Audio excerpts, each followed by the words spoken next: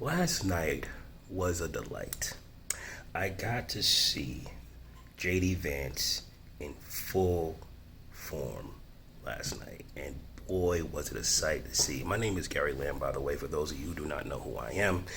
I am not a politician. I typically do not like talking about politics. I personally would prefer to talk about relationships. But right now, the nation is glued to what's going on with the election, and why wouldn't they be, right? Our country seems like it's at the brink of crashing, and we are not really interested in seeing this mighty ship sink, right? But watching the debate last night, boy, did that was a delight. Now, here's why I say it was a delight. One, I got to see how white America wants to be talked to. Now, I'm saying this for those of you who understand what I mean when I say white America. I'm not talking about white people, right? There's a big freaking difference between white people and white America. Trust me, there's a huge difference. Maybe I'll talk about that another time, but I just saw how white America want to be spoken to, and Vance pulled it off seamlessly. It was so beautiful. Even when they tried to debunk some of the things he said, he was able to assert himself and get out why that is. Like when he was talking about the Springfield, Ohio, and how they was trying to put in that the majority of individuals in Springfield, Ohio are documented to be here. And Vance went right ahead and said, no, you have to look at how they got documented. They didn't go through the rigorous channels that it would normally take for people to get documented. They just wrote it in real fast and then gave him a piece of paper, which is not our policies. That's how they did it. And they tried to cut his mic off. But it was too late. He already said enough. That's all I need. That right there. With an editor like me, I would take that piece. I can't wait to get to it, but I just wanted to put this out here to say that I'm very delighted, and I keep saying this word delighted because that was a delight. It was such a delight to see JD Vance, and I said this before and I'll say it again. Vance was the perfect pick for Trump, where Trump can't talk. He's a straight shooter. He talks like a businessman.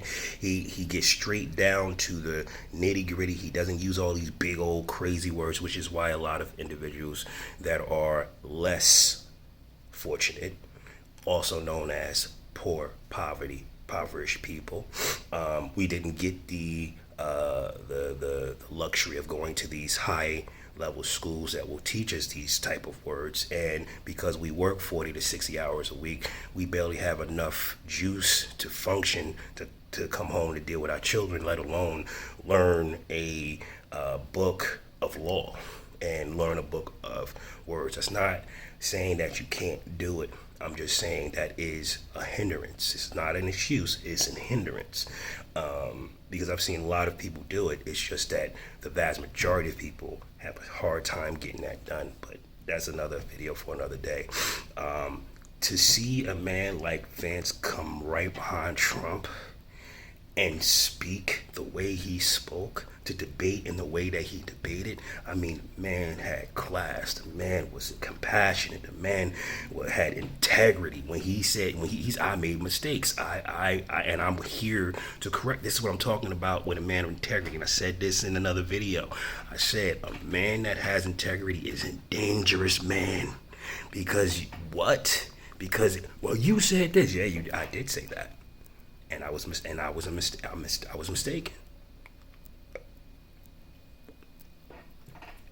You can't say nothing. You lose all your juice when a man has integrity. How can you go, oh man, I love it, man. I love it.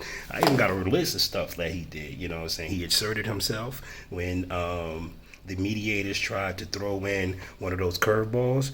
And let me tell you something. This is the reason why I love that one with the man with the Springfield, Ohio thing. He punished them. That's why it was so good. He punished them guys. They came out and tried to swing at him the way they swung at Trump. All right, because they knew they was going to try to do that. I was watching Crowder, Louder with Crowder. I was watching the debate with Louder and Crowder, and he made a great point. Vance is very well trained in this. He was going on interview after interview after interview after interview. He was training for this for the last, I don't know how many months. He was training hard for this. So when they saw how they came at Trump on the presidential debates, they probably prepared for that to happen again. So when they came up with Springfield, Ohio, and saying, well, because Vance hit him, he said, these are illegals in this place and they shouldn't be there. And they said, yeah, but there are actually documented. And soon as they threw that in there, Vance was like, wait a minute, no. Let me explain the procedure of how they got documented. Explain that to the American people so they can hear from the horse's mouth how those individuals got documented. Because you have people losing their lives behind people that have licenses that can't drive a car. Right? Why aren't we talking about those things? Right? Why are we just going to brush right past that mainstream media? Oh my God, it was so good. And as soon as he did that, guess what? They stopped. They didn't come at him again. Ooh, this white boy is prepared. Yes. Oh, yo, I think I'm crushing on Vance right now. I ain't going front. I think I'm crushing on Vance. If Trump was a politician, he'd be JD Vance. That's it for this video. I hope you guys enjoyed yourself. Stay tuned for more content like this. Subscribe if you haven't. This is Garrett. I'm signing off. You guys have a good one.